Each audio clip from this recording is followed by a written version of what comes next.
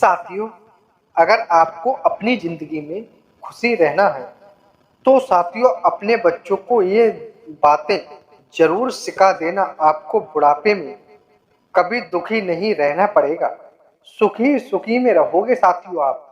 ये साथियों बुढ़ापे में बहुत ही काम आने वाली हैं। यदि साथियों आप ये चाहते हैं कि बुढ़ापे में हमारी संतान हमारी मदद करे और हमारा सहयोग करे, साथियों आपको तो ये पता होगा कि बुढ़ापे में लोगों के हाथ पैर काम नहीं करते हैं। साथियों बाहरी मुश्किलों का सामना करना पड़ता है।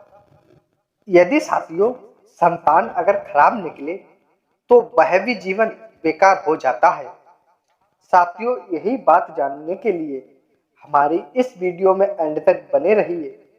और साथियों साथियों ये जानने के लिए कि हमारी संतान बुढ़ापे में हमें कष्ट ना दे, तो साथियों हमारी इस वीडियो में एंड तक बने रहिए और हमारे इस वीडियो को लाइक शेयर जरूर कर दें।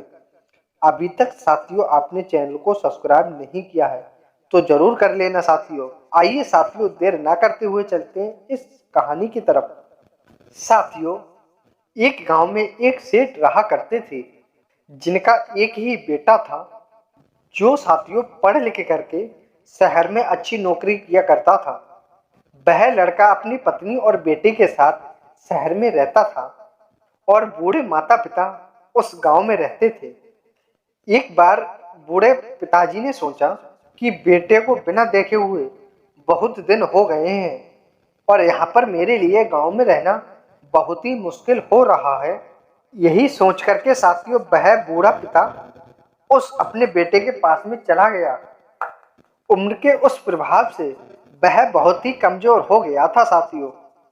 साथियों उनके हाथ पैर कांपते थे और आंखों से बहुत कम दिखाई देता था। साथियों अब वह अपने बेटे के साथ और अपने 8 साल के पोते के साथ वहीं शहर में रहने लगे। साथियों एक ही टेबल पर बैठ कर के वह सभी भोजन करते थे, लेकिन साथियों बूढ़े होने के कारण उन्हें खाना खाने के वक्त बहुत ही तकलीफ होती थी। कभी साथियों चाय का गिलास हाथ कांपने से चाय छलक जाती थी, कभी साथियों खाना खाते वक्त सब्जी गिर जाती थी। कुछ ना कुछ उनके हाथों से साथियों गिरता रहता था, क्योंकि हाथ बहुत कमजोर हो चुके थे बुढ़ापे के कारण, जिससे टेबल और फर्श गंदी हो जाया करती थी। साथियों उस बेटे ने और उसकी बहू ने अपने पिताजी की ये आदत तो 2-4 दिन सहन कर ली, परंतु साथियों धीरे धीरे उनके इस प्रताप से उन्हें नफरत होने लगी। उस पत्नी ने पति को समझाया कि देखिए बहुत हो गया, अभी अभी मैंने टेबल और फर्श को साफ किया है और अब भोजन के बाद मुझे फिर से साफ करना पड़ेगा। उतनी ही मेहनत अब मुझे फिर करनी पड़ेगी, या तो अपने पिताजी की कुछ अलग व्यवस्था कर दो, वरना तुम्हें रोजाना मैं तुम्हें इसी टेबल पर खाना लगा कर दूंगी। मुझसे ये बार बार सफाई नहीं होगी। उस पति ने कहा कि तुम चिंता ना करो, अभी कुछ ना कुछ व्यवस्था मैं कर देता हूँ। साथियों इतना कहकर के उस लड़के ने अपने पिताजी को एक कोने में एक गंदी सी टेबल लगा दी और एक लकड़ी के कटोरे में भोजन दे दिया। और अब साथियों उस पिता को वह दोनों लोग उस कोने में ही उसे भोजन दिया करते थे। वह बेचारा बूढ़े होने के कारण कुछ भी साथियों कह नहीं सकता था। तभी साथियों ये खाना देते हैं और वह उस कोने में बैठ कर के उस गंदी टेबल पर और साथियों उस काठ के कटोरे में चुपचाप बैठकर खा जाता है। पहले तो साथियों वे सब लोग एक साथ बैठ करके खाना खाया करते थे, परंतु साथियों वह बूढ़े पिताजी एक भिखारी की तरह अलग बैठ कर के भोजन किया करते थे। जब वह उस बुजुर्ग की ओर देखते थे तो उनकी आंखों में आंसू दिखाई देते थे, फिर भी साथियों उस पति और पत्नी पर कोई भी असर नहीं पड़ता था। वे पिता की एक छोटी सी गलती पर वे हजारों गालियां सुना डालते थे, क्योंकि साथियों वह बुढ़ापा था और उनमें जवानी थी। साथियों वह उनका बेटा था जो अभी 8 साल का था। वह उनके लिए नफरत करता था, क्योंकि वह सब जानता था कि ये मेरे दादाजी हैं और इन्हें ये कष्ट पहुंचा रहे हैं, इसलिए वह नफरत करने लगा था। वह चुपचाप ये सब देखता रहता था। एक दिन साथियों, उन दोनों ने अपने छोटे से बेटे को देखा जो जमीन पर बैठा बैठा कुछ बना रहा था। तभी उनके माता पिता ने उनसे पूछा कि हे बेटा, तुम ये क्या कर रहे हो? पिता की बात का उत्तर देते हुए उस छोटे से बेटे ने कहा, हे माता पिता, मैं तो आपके लिए एक कटोरा बना रहा हूं, जिसके लिए आपको बुढ़ापे में खाना खाने के लिए जरूरत पड़ेगी। जब मैं भी बड़ा हो जाऊंगा तो मेरी भी पत्नी आपके कामों से चिढ़ेगी, क्योंकि आप भी उस दादा की तरह बुढ़ापे में जरूर जाओगे।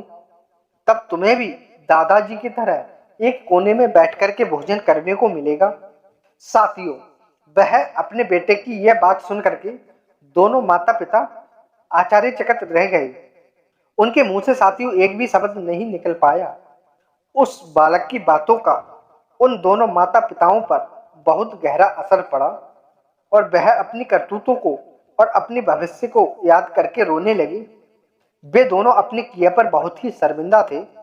अगले दिन उन्होंने अपने पिता को अपने साथ ही बैठकर भोजन खिलाया और उनके साथ किए गए दुष्ट कर्मों के लिए उनसे क्षमा मांगी और भविष्य में उन्हें कभी भी दुखी न करने का निश्चय किया। साथियों, ये सोचो, यदि माँ बाप नहीं होते तो आप कहाँ से होते? आप अपने छोटे बच्चों के लिए एक आईना हो। आप साथियों जैसा ही करोगे वैसा ही सीखेंगे। इसीलिए साथियों, बच्चों के सामने अच्छा आचरण करो ताकि वे भी अच्छे कर्म में पढ़ सकें, ना कि उनके सामने बुरा कर्म करना चाहिए ताकि वह बुरा कर्म सीखे साथियों। और अपने बूढ़े बुजुर्ग माता पिता के साथ अच्छा बर्ताव करो, तभी आपकी संतान आपकी कदर कर सकती है। वरना साथियों उम्मीद मत करना, क्योंकि बुढ़ापा एक ना एक दिन सबको अपने आहोश में ले लेता है।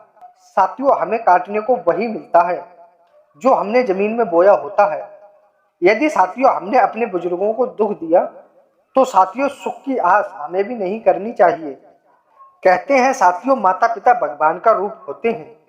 यदि हम अपने भगवान को नाराज करेंगे तो साथियों भगवान भी हमारे लिए कभी क्षमा नहीं करेंगे। साथियों, कहते हैं कि सेवक की परीक्षा सेवक के उत्सव पर ही होती है। बंद बांधवों का प्रेम साथियों दुख के समय पता चलता है। मित्र की कसौटी संकट आने पर होती है। पुत्र की परीक्षा बुढ़ापा आने पर होती है। पत्नी का प्रेम गरीबी आने पर साथियों पता चलता है। इसमें साथियों जो भी खरे उतरते हैं वह सच्चे सेवक होते हैं साथियों। अन्यथा साथियों सभी दिखावे के रिश्ते होते हैं। जो साथियों पिता का आज्ञाकारी है वही मित्र है साथियों। जो साथियों बच्चों का उचित पालन पोषण करता है, उन्हें अच्छी शिक्षा दिलाता है। जो साथियों बच्चों का उचित रूप से पालन पोषण करता है, उन्हें अच्छी शिक्षा दिलाता है, वही साथियों पिता योग्य है। सच्चा मित्र वही है जो सच्चा विश्वासी होता है। साथियों पत्नी वही अच्छी है जो पति की आज्ञा का पालन करती है। और साथियों पति वही योग्य है जो धर्म के अनुसार अपनी पत्नी का निभाग्र करता है। अन्यथा साथियों सभी बेकार है।